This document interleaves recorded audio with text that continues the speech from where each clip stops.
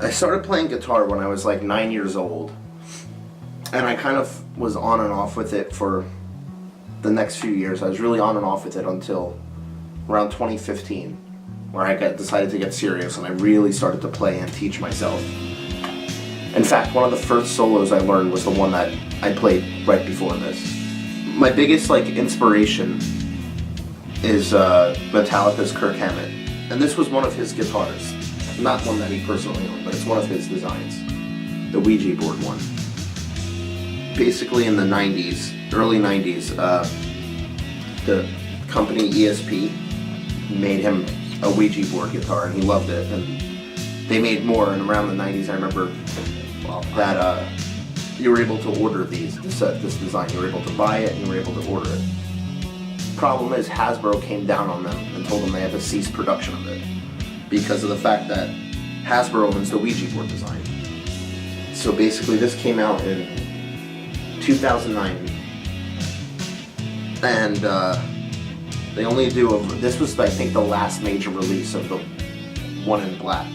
Recently they put out one that was a different color, but it's rare that these pop up for sale because there wasn't many made. There's only like 500 something made of these, and I have number 182. So basically, I mean, that's part of what makes it special, but I've always loved the design of it. So basically this was kind of like, I would say, my first real expensive guitar. I got this a year ago, and I paid around what it sold for at the time. And that's extremely lucky, since these tend to go for like thousands and thousands of dollars now. Even this one. Like, they sell for a lot, usually because of the fact that there's not many out there. So when one pops up, it's like a rare occurrence. Anyways, one of the first solos I wanted to learn was Kirk's solo in the song One. It's a really quick, tapping one and stuff like that. And I remember, one of the first parts I figured out was the tapping part, and then I couldn't figure out the rest of it for a couple months.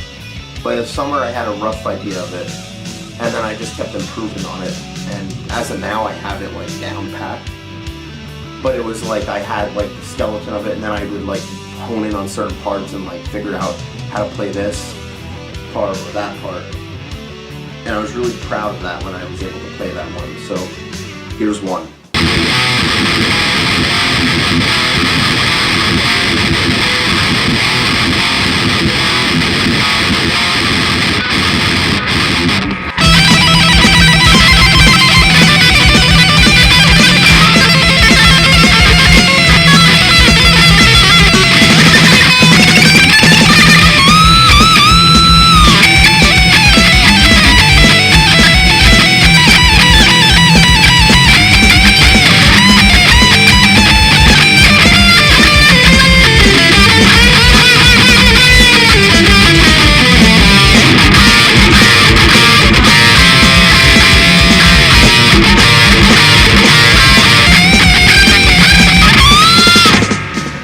One of the great things about a guitar, though, is the fact that it's great to relieve emotion and stuff like that. So when you're really mad about something, or just anything, it's a great way to just pour emotion into these strings and stuff, depending on what you're playing, either really emotional song, aggressive song, whatever.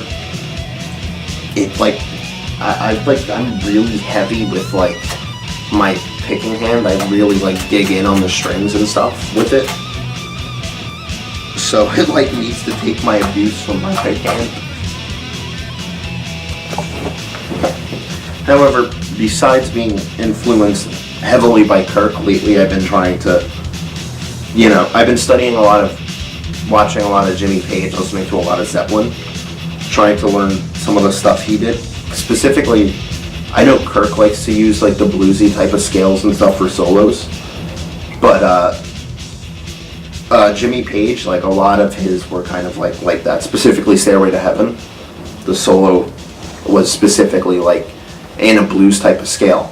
So I've been trying to his solo type is the type that I'm interested in a lot, is playing around with the blues scale. So I've been trying to like learn some of the stuff that he did on guitar, trying to figure out like the intricacies of his playing and stuff. And yeah, so here's Stairway to Heaven.